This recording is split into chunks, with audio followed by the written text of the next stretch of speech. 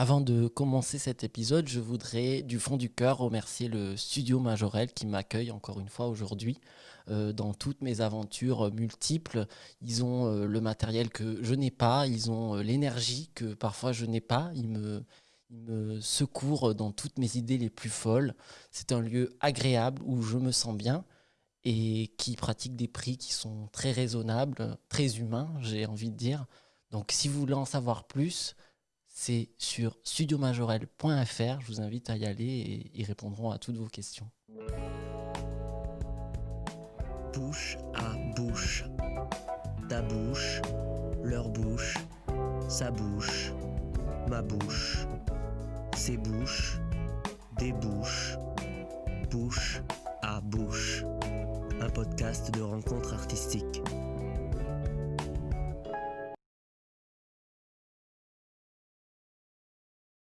Le début un peu awkward du salut, ça va? Bonjour Paris. Salut Montréal. Écoute, je suis très content que tu sois ma troisième invitée québécoise de ce petit, je sais pas combien de temps ça durera, des épisodes de l'autre côté de l'Atlantique, mais je suis très heureux de te recevoir. Merci de m'avoir. Bah ouais, ça me fait plaisir. Et on va commencer tout de suite, comme c'est la tradition ici, par la définition du mot qui donc finissait l'épisode d'avant. Et ce mot est le temps. Qu'est-ce que ça représente pour toi, le mot temps? Tout de suite, la nostalgie. La nostalgie. Je suis quelqu'un de vraiment nostalgique. Puis le temps, c'est forcément essayer de capturer quelque chose dans le passé qui n'existe plus. Donc autant dans mes expositions que dans mon art, c'est vraiment quelque chose de vraiment crucial, le temps, et de figer l'instant. Ah ouais, donc il y a quelque chose, t'es pas du tout dans le futur, quoi. C'est quelque chose la nostalgie. Ouais, vraiment le passé. Je trouve que le passé, ça crée quelque chose de beau. Ça met comme un filtre de beau sur absolument tout. T'oublies les problèmes. T'oublies c'était quoi. Tu vas toujours chercher le meilleur des époques d'avant, que ce soit médiéval, que ce soit moi, mon passé. Quand je pense au secondaire, au primaire, je vais toujours chercher les bons moments. Puis c'est une façon de rendre le tout beau pour moi. Et donc la nostalgie, c'est pas quelque chose de négatif. Ça peut l'être, clairement. Tu peux complètement te renfermer là-dedans et rentrer dans ce cercle vicieux-là de tristesse, le passé, qu'est-ce que ça va devenir mon futur si c'est pas pareil, avoir peur du lendemain. Mais ça peut l'être, effectivement. Mais pour moi, je trouve que c'est toujours quelque chose de beau que j'essaye d'apprécier, de prendre le temps d'apprécier. Ouais, c'est un beau rapport au temps passé, quoi. Et tu disais dans tes œuvres et tout ça, donc on va approcher cette chose-là. Tu es, on pourrait dire, enfin, en tout cas, tu as fait des œuvres contemporaines, tu as eu un parcours académique, mais aussi tu as expérimenté des choses. On peut parler peut-être, comme c'est la chronologie, de à quel moment tu as pu considérer une carrière dans l'artistique comme possible, parce que souvent quand on est jeune, en fait, on ne sait pas que c'est possible, surtout quand on fait des choix du genre art plastique ou enfin, voilà, des choses qui sont encore plus niches que être comédien. Ou, voilà. À quel moment tu t'es dit, bah, tiens, peut-être que ça m'intéresse, moi? C'est ça, c'est que mes parents m'ont toujours présenté ça comme quelque chose de noble et de prestigieux, donc je l'ai jamais perçu. Enfin, toute mon enfance, je l'ai perçu comme quelque chose de vraiment bien, parce qu'on allait au musée, mes parents me présentaient vraiment les artistes comme des grandes personnes de la société. Et en fait, j'ai été confrontée à ça peut-être quand j'ai dû choisir dans quelle université je voulais aller.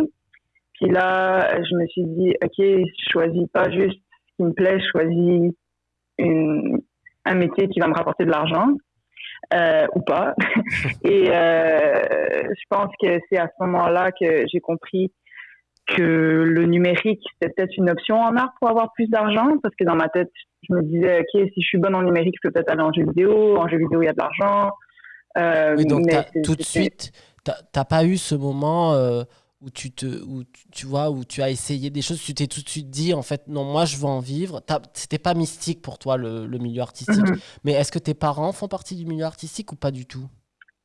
Non, pas vraiment. Ma mère est décoratrice d'intérieur et mon père est chercheur en neurosciences. D'accord. Mais chercheur, c'est quelque chose d'assez créatif au final parce que tu dois trouver des réponses à des choses qui sont complètement non connues du cerveau dans son cas. Donc, il y a clairement une créativité là-dedans et c'est quelque chose que... Hein? J'ai envie de te dire que la décoration d'intérieur aussi, il y a une forme Oui, d'esthétisme, aussi, de toute façon, de recherche exact. de l'esthétique. Donc, c'est pas des Ouais, artistes vraiment. directement dans la démarche artistique, mais il y a quand même Mhm. une proportion à la recherche et à l'esthétique. Donc, tu as regroupé ces Exact, deux choses-là. Que- exact. Ok, donc à ce moment-là, donc tu choisis un truc et tu te dis, il faut que je réussisse à faire quelque chose d'artistique, mais qui me rapporte aussi de l'argent. Exact. Et donc, tu Parce que fais... mes parents m'ont toujours dit qu'il fallait pouvoir faire quelque chose qui me passionnait à tous les jours, sinon j'allais pas y arriver. Et c'était vraiment important pour eux que je choisisse quelque chose qui me passionne parce que je savais que j'allais être déprimée sinon. Hmm. Et donc, tu as choisi Concordia, c'est ça la première Exact. université que tu as fait? Et c'est quoi? Mhm. C'est quel programme? Donc c'est un programme en beaux-arts qui s'appelle Computation Arts, qui est en fait la traduction des arts numériques et qui regroupe de l'ingénierie de type sciences computationnelles et vraiment beaux-arts, arts appliqués, histoire de l'art. C'est vraiment le combo des deux qui est intéressant en fait. C'est un peu science et art, quoi. Exact, vraiment. Et ça, c'est un cursus qui se passe en anglais, puisque Concordia, c'est... Oui, Ok. Toi, tu parlais déjà bien anglais ou pas? j'ai fait Stanislas comme toi, donc Hmm. non. Non, mais parce que tu aurais pu Non. avoir plus de... Enfin, je sais pas, tes parents pouvaient t'avoir appris. Mais non, donc ça a été ça aussi une découverte, quoi. Oui, exactement. Puis de découvrir autant la langue, mais la culture qui va avec la langue et la sphère à Montréal, parce que Montréal est quand même divisé en francophone, anglophone. Puis c'était toute une partie de Montréal que je connaissais pas particulièrement, Mhm. donc c'était du nouveau. Puis j'étais la plus jeune de beaucoup, des fois peut-être 4 ans. Donc j'avais comme 17 quand je suis rentrée à Ah ouais. l'université. C'était très jeune, puis ouais, c'était beaucoup de défis. Hmm. Mais c'était aussi rentrer dans un monde que j'attendais. J'étais impatiente de découvrir ça. Puis de savoir aussi qu'il y avait un espace où la science et l'art étaient mêlés sans que l'art soit dénigré par la science. C'est quelque chose qui était vraiment important dans mon cheminement. Donc, tu avais des attentes et est-ce que ces attentes, est-ce que ce programme, est-ce que cette université t'a permis d'aboutir ces attentes-là? Qu'est-ce que tu ressors de là avec quoi? C'est un problème dans beaucoup d'écoles d'art, c'est qu'ils te forment à penser, ils te forment à créer, mais ils te forment pas à devenir entrepreneur. Et je pense que beaucoup d'artistes manquent ce côté vendeur, ce côté, OK, on crée une entreprise avec une image de marque et les impôts à faire et la comptabilité, tout le côté plus entreprise. Donc moi, c'est ça qui m'a complètement bouleversée quand je suis sortie de l'université, c'est que j'étais pas prête à partir ma propre entreprise en fait. Mhm. Et on n'avait pas eu les outils. Et depuis que je suis partie, j'ai travaillé avec une amie sur un programme justement pour aider les élèves au sein de l'université à rentrer dans le milieu de l'art, rentrer en contact avec les galeries, comment ça se passe, est-ce que tu peux juste débarquer à une galerie, présenter tes œuvres, ce genre de processus qu'on n'apprend pas au final et qui est un problème dans l'académie souvent en fait, c'est que tu restes coincé dans ce milieu-là. Donc moi, ça m'a pas permis, pour répondre à ta question, ça m'a pas permis de devenir artiste, ça m'a permis de penser, de comprendre où est-ce que je voulais aller, mais j'avais pas fini avec mes études et donc je suis allée à la maîtrise pour pouvoir continuer mes réflexions puis continuer à grandir parce que je me trouvais trop jeune pour entrer sur le milieu du travail, donc me permettre d'avoir un cocon encore quelques années pour grandir, pour être Ouais. prête ensuite au reste de la société et m'accepter en tant que travailleuse. Ouais, bien sûr. Mais en même temps, ça pose aussi une autre question, en tout cas chez la jeunesse artistique émergente, c'est quelles sont Mhm. les portes d'ouverture? Est-ce qu'il y en a? Déjà, moi, c'est une question que je suis en train de travailler sur une tribune. T'es la première à le savoir. Peut-être que peut-être que ça sera sorti au moment où on parle, mais parce que ce sera différé. Mais ouais, je travaille à ça. En fait, quelles sont les portes d'ouverture pour la création émergente, en fait? Est-ce qu'il en existe réellement? Parce que quand tu vois des festivals qui sont soi-disant pour des personnes émergentes et qu'on te demande d'avoir 2 productions qui ont déjà tourné, je parle pour le théâtre là, par exemple, avec des captations. C'est-à-dire que si tu n'as pas d'argent, tu peux pas faire ça. Donc il y a un truc où tu te dis, mais est-ce qu'il y a une place? Et aussi, est-ce que c'est la place du créateur que de savoir vendre son œuvre? Bon, là, tu as l'air, toi, de dire que c'est nécessaire, et peut-être parce que oui, on fait partie de ce système-là, mais est-ce que réellement, c'est la place du créateur de devoir vendre son œuvre? C'est une question, quoi. Toi, tu penses que oui, du coup Ben, je pense que quand tu démarres, t'as pas le choix, en fait. C'est sûr que je pense qu'il y a des professionnels qui devraient être là pour ça. Et quand tu as une certaine renommée, c'est facile d'avoir accès à des agents, à des producteurs, à des philanthropes qui sont derrière toi et qui arrivent à te pousser. Mais au début, il faut que tu sois capable. Puis on n'a pas ces outils-là. Il n'y a pas d'outils. Non, il n'y a pas d'outils. Puis c'est peut-être ces 5 années, même les 2 premières années après l'école que tu es prêt à créer, t'as un peu cette expérimentation-là, puis t'as pas les outils à côté pour avoir la connexion, avoir l'argent, avoir le réseau, puis pouvoir en vivre, qui est dommage, en fait, tout simplement. Pour en vivre, puis c'est ça, puis t'as pas cette connexion entre le milieu et ta créativité qui à ce moment-là est vraiment effervescente. Et donc du coup toi, donc là pour revenir un peu au parcours, tu fais ce programme à Concordia qui t'apprend à la fois les sciences, l'interlien sciences-arts. Tu sors de là, tu te dis bon, je suis peut-être pas prête, je vais partir à l'UQAM, donc Université du Québec à Montréal. Et là tu fais quoi pour te préparer à ce monde du travail artistique? Quel programme tu suis? Ouais. Donc, je fais un programme de muséologie qui, en fait, étudie les musées. Moi, je voulais comprendre comment le système fonctionnait pour accueillir la création, en fait. D'accord. Pour moi, les musées, c'était toujours comme le haut de l'échelle, en fait. C'est un artiste si tu arrives à te présenter dans un musée. Puis, j'ai rapidement appris que non, pas du tout. En fait, il y a des catégories, puis les artistes, ça comprend pas... Le musée, ça comprend tellement une petite sélection de l'art. Je pense aux arts vivants, je pense à plein de catégories qui peuvent pas rentrer là-dedans. Donc, j'ai appris à déconstruire un peu mon idée de comme être artiste. C'est être dans un musée. Et réussir, c'est être dans un musée, exactement. Donc, j'ai appris aussi les catégories d'art et qu'est-ce qui fonctionne, pourquoi ça fonctionne. Je comprenais pas pourquoi les peintures, on en voit tout le temps, partout, depuis tellement d'années, tellement de siècles. Et c'est la facilité, c'est facile à shipper, c'est facile pour les assurances, c'est facile à présenter, il n'y a pas besoin d'éclairage particulier. Et j'étais vraiment intéressée par la scénographie et comment, en fait, l'architecture et les musées et les galeries sont créés d'une façon pour accueillir un certain type d'art et sont pas forcément prêts à accueillir l'art vivant ou l'art numérique ou des arts qui sont un peu plus hybrides. Et je me suis vraiment intéressée à ça parce que c'est une discrimination. Et pourquoi, au cours des années et des siècles, on a décidé de discriminer. Et des fois, c'est juste des questions de logistique, de coordination, de subventions, d'argent, d'équipe. Donc c'est fou que quelque chose qui est aussi poétique et important à l'humain soit résumé à une discrimination au niveau de l'architecture de la place où c'est présenté. Et donc tu sors de là en ayant l'envie de quoi? Toi, en tant qu'artiste, quand tu te dis, bon, ben voilà, j'ai fait ce programme-là qui m'a appris à faire à la fois science, à la fois, j'ai étudié la muséologie, donc pourquoi les musées sont de telle manière? Est-ce que tu sors de là avec la rage de dire, il faut que les musées changent, ou est-ce que tu te dis, non, moi, je vais m'adapter? Qu'est-ce qui se passe? My God. Je sais pas.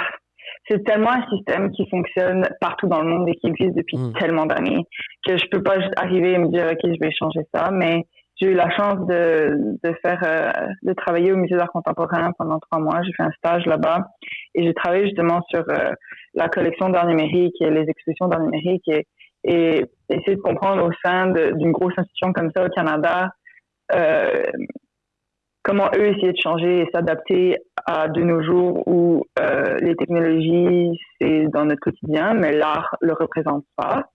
Donc, il y a une volonté de changer, mais des fois, c'est juste des questions de gouvernement ou de subvention. Donc, ces genres d'institutions, c'est financé par le gouvernement. Et si le gouvernement a décidé de mettre tout l'argent dans des expositions de peinture, on est pogné avec ça. Donc, ouais. Donc, c'est ça qui a cette envie de changer. Mais moi, je travaille à tous les jours dans un organisme qui présente des œuvres d'art numérique du Canada à l'international. Donc, notre but, c'est vraiment de présenter de l'art numérique du Canada à des endroits qui en bénéficieraient ou qui pourraient se mélanger avec d'autres types d'art numérique qui est sous-représenté. Mm-hmm. Donc, à notre façon, parce qu'on est un organisme et qu'on n'est pas lié à une grosse institution, on est capable d'avoir cette flexibilité-là et de présenter des œuvres qui n'auraient peut-être pas vu le jour dans des musées ou Bien sûr. Ouais, donc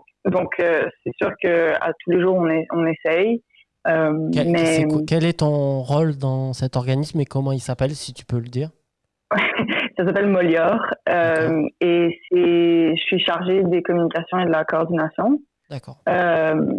Donc, on a présenté une exposition à Budapest en février, puis c'est une exposition qui avait tourné à Lyon et à Genève aussi. Donc, là, on est quand même concentré sur l'Europe, mais il y a eu plusieurs expositions en Asie aussi. D'accord. Donc, pour promouvoir un peu l'art numérique, du coup, canadien. Du Canada, ouais. D'accord. Ouais, canadien. Et donc, mais pour la version personnelle, je me suis dit que j'allais pas changer le système et j'ai commencé la peinture parce que je me suis dit c'est ça qui fonctionne, c'est ça qui a toujours fonctionné. Donc si est-ce que tu en avais l'envie est-ce que tu avais l'envie de faire de la peinture? Pourquoi ça fonctionnait autant et pourquoi c'est un médium qui existe depuis aussi longtemps et de marcher un peu dans les traces de cette tradition-là. D'accord. Donc, je me suis fait la peinture à l'huile pour justement comme comprendre les pigments, le côté scientifique. La peinture à l'huile m'intéresse beaucoup aussi. Donc, à travers les siècles, comment certaines couleurs ont été inventées, les mélanges de pigments avec certains médiums. Donc oui, j'avais vraiment envie je me suis dit, je comprends pas pourquoi les gens aiment autant la peinture. Donc, si moi je le crée, peut-être que je vais comprendre cette relation entre l'humain et juste quelque chose de 2D sur le mur. Et donc, actuellement, dans ta pratique artistique, est-ce que tu peins toujours ou est-ce que tu as décidé de faire plusieurs choses? Est-ce que t'en es où là actuellement? J'en suis à peindre. C'est sûr que le confinement permet ça. Donc, je peins vraiment plus qu'avant. Puis, j'essaie de monter un petit portfolio. Donc, ce que vous voyez ici, ceux qui n'écoutent pas, mais c'est une peinture à moi. Ceux qui ne voient pas, c'est une peinture à moi en arrière. Donc, j'essaie de faire quelque chose qui me plaît d'abord. Donc, je crée vraiment pour moi. Je veux pas que ce soit quelque chose de monétaire ou pour me faire vivre. Là, c'est vraiment juste pour justement en apprendre avec ces techniques-là et la tradition. T'es encore dans la recherche, quoi. Ouais, on pourrait dire. Et ce qui m'intéresse aussi, c'est ce que j'ai envie de présenter, parce que t'es devant quelque chose et tu peux absolument faire ce que tu veux. Tu peux représenter ce que tu veux. Et cette liberté-là, en création, j'ai jamais eu aussi peu de contraintes, parce que quand tu travailles avec les technologies, t'es contraint au logiciel, à l'ordinateur que tu utilises. Il y a vraiment beaucoup de contraintes. Il y a une liberté à être dans ce qu'on dirait actuellement le low-tech, donc dans la technologie, en fait pas de technologie, puisque c'est artisanal. Et donc du coup, tu as quand même fait des productions numériques ou pas, toi? Oui, j'en ai plusieurs qui ont tourné dans plusieurs galeries. Donc, je suis intéressée par les installations interactives, donc où le visiteur interagit avec l'œuvre, mais de façon passive. Donc, c'est pas comme tu appuies sur un bouton et l'œuvre change, c'est vraiment comment le visiteur marche dans l'espace, regarde l'œuvre, ben, l'œuvre va changer parce que Est-ce que tu peux donner un exemple, par exemple, c'est pas forcément une que tu as fait, mais peut-être pour expliquer concrètement qu'est-ce que c'est qu'une interactivité passive, parce que c'est un terme qui peut...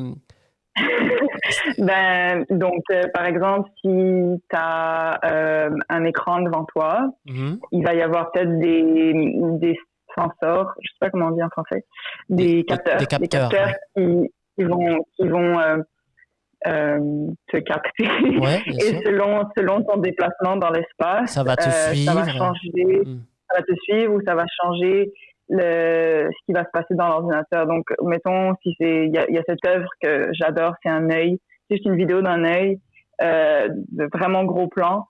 Et selon comment tu bouges dans l'espace, l'œil te suit. Mais c'est vraiment délicat et tu pourrais ne même pas t'en rendre compte. Donc, cette espèce de passivité que tu pourrais ne même pas te rendre compte que ça te suit, en fait. Ça pourrait juste être une vidéo. Et je trouve ça beaucoup plus intéressant d'utiliser la technologie comme ça parce que je trouve qu'on utilise beaucoup la technologie en pensant que ça va nous rendre quelque chose, que si j'appuie là, ça va faire ça, si je fais ça, ça va faire ça. Donc d'avoir quelque chose de passif, c'est de laisser l'ordinateur aussi faire ce qu'il a envie de faire avec toi et dans l'espace, le faire évoluer par lui-même et en relation avec toi. Et donc du coup, ça c'est ta partie recherche, artiste, tout ça, que tu continues du coup, si j'ai bien compris, mais que je sais, ça je ne vais pas mentir, que tu as aussi fait d'autres choses qui est le commissariat. Donc tu es commissaire d'exposition. Qu'on explique brièvement, je te laisse le faire. Moi j'ai fait du commissariat sur une expo d'ailleurs qui s'appelait Visage transatlantique. Et qui était où je mettais en avant des artistes québécois et on s'était pas eu à l'époque, mais c'était la vie qui a fait qu'on s'était pas eu, mais je te laisse définir un peu, expliquer qu'est-ce que c'est que faire un commissariat d'exposition, ça consiste en quoi en gros? À la base, c'est vraiment sélectionner des objets, des œuvres, peu importe, et les mettre ensemble dans une salle d'exposition. C'est vraiment juste la sélection d'objets ensemble dans une salle. Et donc, pourquoi moi ça m'intéresse, c'est peut-être parce que justement, de faire connecter des objets que tu n'aurais peut-être pas pensé qu'ils se connectaient pour toi-même à repenser à comment tu vois cet objet-là ou cette œuvre-là. Donc, comme on a dit, moi, l'art et la science, ça m'intéresse. Donc, c'est sûr que dans mes expositions, il y avait toujours ce côté-là. Si c'était peut-être pas présenté directement comme art et science de façon explicite, ça aurait été dans ma recherche, ça aurait été comment j'aurais pensé à l'exposition, parce que ça peut être vu, le commissariat peut être vu comme une création artistique, et plus ça avance, plus c'est vu comme une création artistique.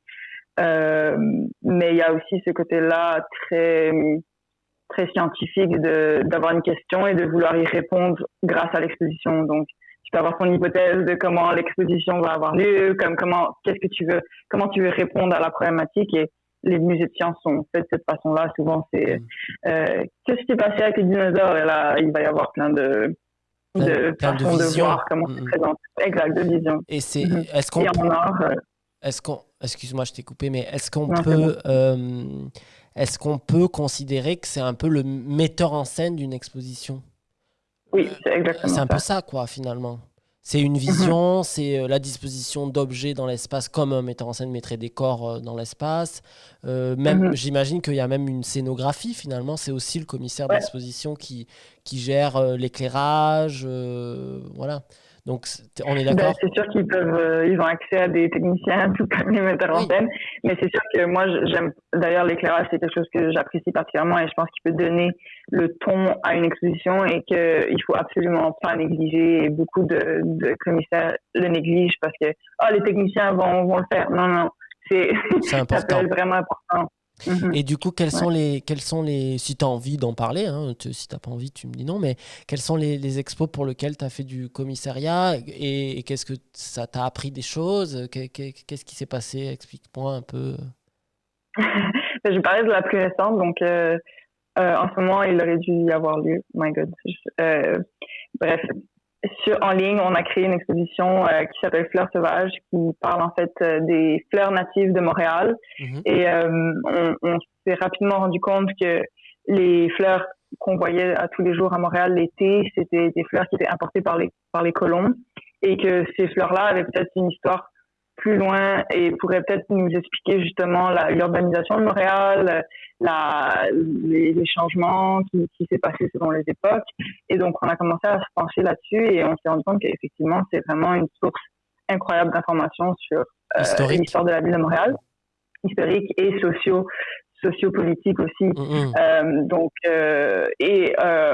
Intéressé par l'art en général, on a aussi voulu incorporer quelque chose de vraiment poétique et un regard contemporain et sensible sur comment les artistes d'aujourd'hui sont capables de se servir de cette source-là, surtout après l'hiver qui se passe, qui est assez difficile, t'es enfermé, là tu peux sortir, voir toute cette nature-là, c'est une grosse source d'inspiration pour les artistes de nos jours et à Montréal.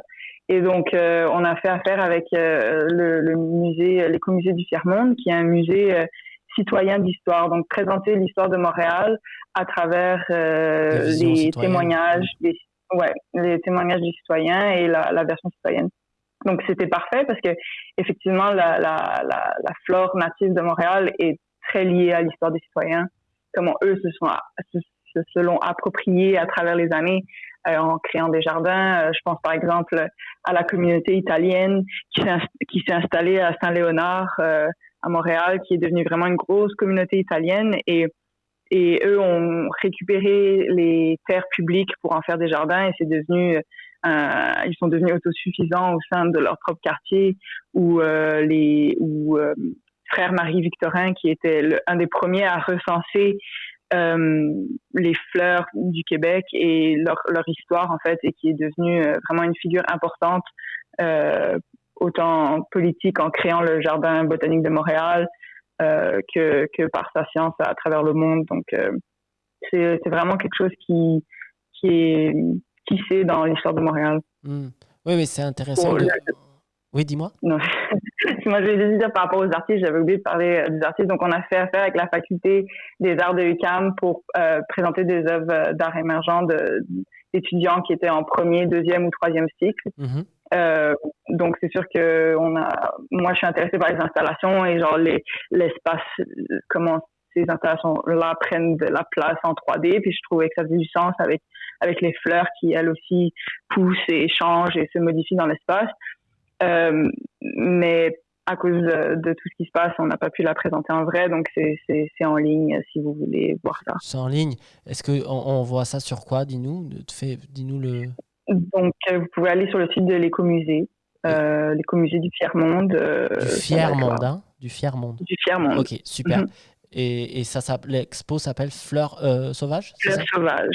Super. Ouais, mais c'est intéressant parce que tu vois, d'ailleurs, j'ai mis un peu de fleuris sur moi. Oui. J'ai fait l'effort.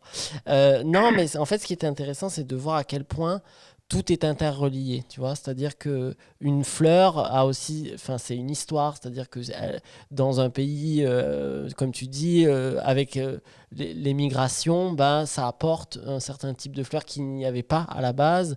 Il y avait des choses qui étaient là à la base qui n'existent plus parce que on a industrialisé, parce que voilà. Mais c'est une belle partie. Moi qui suis pas très histoire, parce que souvent je trouve que c'est un peu rébarbatif non mais voilà, bon l'histoire. Ok, mais là, c'est un point de vue sur lequel tu dis ah waouh, on parle de végétation, mais finalement, il y a quand même un aspect éducatif, social, historique. Et est-ce que pour toi, toi en tant que du coup commissaire, est-ce que c'est important qu'il y ait plus qu'une satisfaction esthétique? Est-ce que c'est important qu'il y ait un aspect éducatif, social et historique ou pas? Clairement, parce que juste une exposition à la base, c'est ça, c'est pas forcément éduquer, parce que je trouve que c'est un terme un peu rébarbatif justement, mais comme c'est une façon de présenter quelque chose. Ouais, c'est ludique, puis c'est vrai que c'est fait pour divertir, et on le voit comme quelque chose qui est fait pour divertir. C'est sûr que moi je le vois plus comme un outil de recherche ou comme une façon de créer, Mais à la base, c'est quand même ça. Tu veux aller au musée ou tu veux aller voir une expo et en sortir, pas forcément changer, mais que tu as appris quelque chose ou que tu as eu du bon temps. Au moins, Donc, peut-être évader un petit peu, quoi. Exact. Donc oui, c'est sûr. Après, je trouve que il y a des initiatives incroyables au niveau de l'éducation dans les musées qui peuvent accompagner les expositions et les expositions, les musées, les expositions, absolument tout, et comme aller chercher certains groupes qui auraient peut-être pas pu être touchés d'une autre façon, comme je pense par exemple, il y a des programmes incroyables pour les aveugles où certaines sculptures peuvent être touchées. Puis je pense que c'est une façon de rendre le contenu accessible et de permettre à certains groupes de s'évader. Et l'écomusée, c'est un bon exemple parce que ces citoyens, ils connaissent très bien leur quartier et ils peuvent ils sont ancrés quoi, dans le territoire et ça a un écho réel. Et vraiment aller chercher ils connaissent les gens, ils peuvent dire ok, qu'est-ce que vous voulez la saison prochaine et faire quelque chose qui est vraiment tissé avec le développement du quartier. Et je pense que c'est un peu le musée du futur, c'est ça. C'est l'avenir. C'est l'avenir, puis c'est un peu, et je le vois avec le confinement et comme l'après-Covid, les musées peuvent devenir un espace communautaire vraiment facilement où justement on se pose des questions sur l'avenir de la ville ou même de la société. Et si en plus ces musées-là sont capables de connecter l'histoire, la science et l'art, il peut vraiment y avoir des connexions importantes qui peuvent se créer et faire émerger quelque chose de plus grand que nous. Et je pense au terme de musée humanitaire que emploie Nathalie Bondil au Musée des Beaux-Arts de Montréal.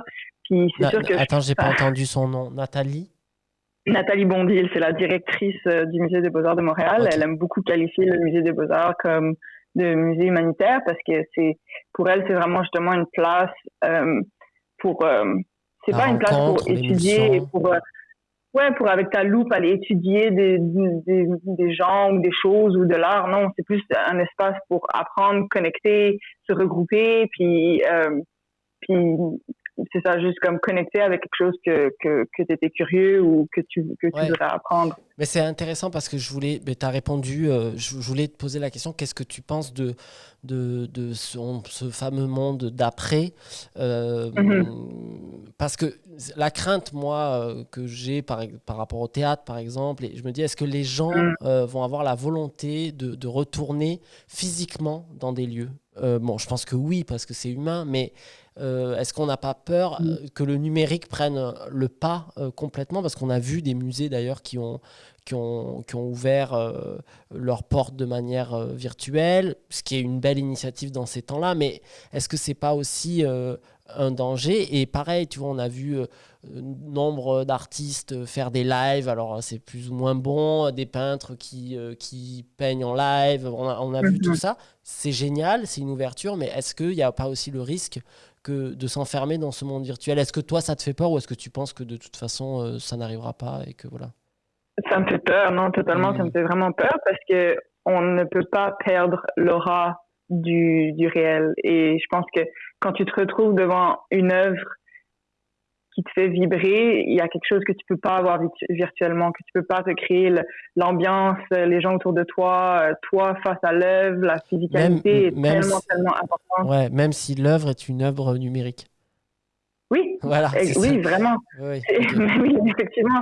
Mais et genre au début, donc tout le monde m'envoyait ces liens de musées virtuels. Regarde cette belle expo, c'est en ligne, c'est incroyable. J'y passe jamais plus de 2 minutes, ça m'intéresse pas. Je veux dire, pour moi, c'est pas du tout ça. Et c'est justement le fait que tu as pris le temps de te déplacer, tu as pris le temps d'aller sur place ou d'aller voir cette pièce de théâtre. Si t'as fait ce choix-là pour toi, de t'éduquer ou de te divertir ou de t'évader, ça peut fonctionner. Ouais, et puis ça fonctionne beaucoup mieux que juste 3 petits clics. Il y a cette volonté-là qui est importante et le fait aussi d'être avec des gens. Je pense que quand tu es dans une salle avec d'autres gens qui est en train de vivre la même chose que toi, il peut se passer quelque chose de vraiment fort que tu peux pas vivre en ligne. Puis je pense que ces outils-là, pour autant en musique, les lives sur Instagram que les expositions virtuelles, je pense que c'est un bon outil de promotion qui peut justement présenter aux gens, écoute, je suis capable de ça, Mais si tu me vois en vrai, ce sera encore mieux. Bien sûr. Ouais, ça peut être vraiment une bonne porte d'entrée pour des personnes qui s'y connaissent pas ou qui sont intimidées, parce que c'est intimidant des fois d'aller au théâtre ou d'aller au musée. Donc, c'est une porte d'entrée, mais faut pas que ça soit définitif, quoi. C'est une porte. Ouais, non, faut vraiment pas qu'on se ferme là-dedans. Et on passe assez de temps dans notre ordi avec la job, pas besoin d'être diverti. Ouais, c'est sûr. Bah écoute, merci, c'était très enrichissant. Et comme toujours, je finis par un moment ouvert qui est le moment libre. Donc, c'est ton moment. Vas-y, je te laisse la parole. Voilà. Parfait. Ben, j'avais envie de parler de mes plantes qui sont tout autour de moi. De tes plantes.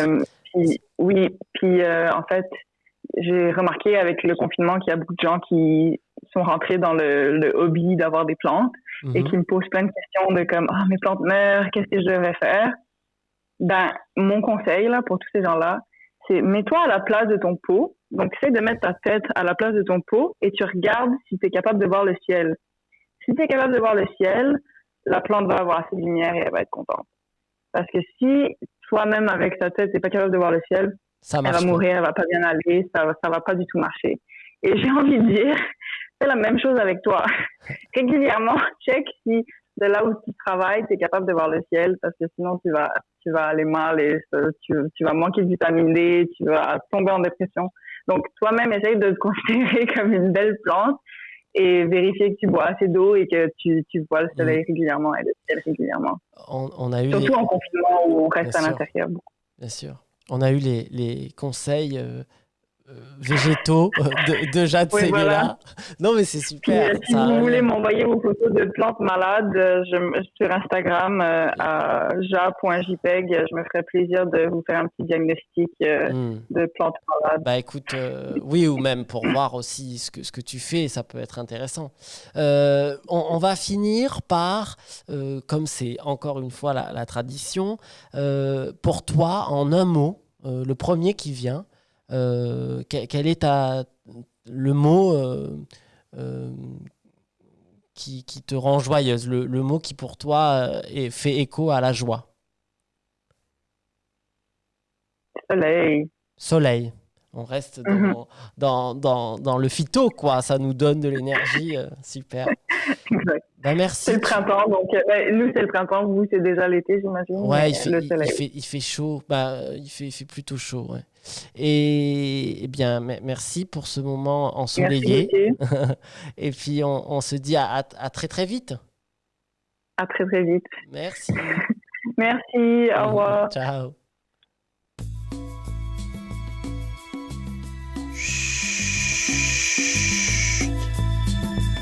Bouche à bouche, c'est terminé pour aujourd'hui. Mais promis, on réouvre très vite nos bouches.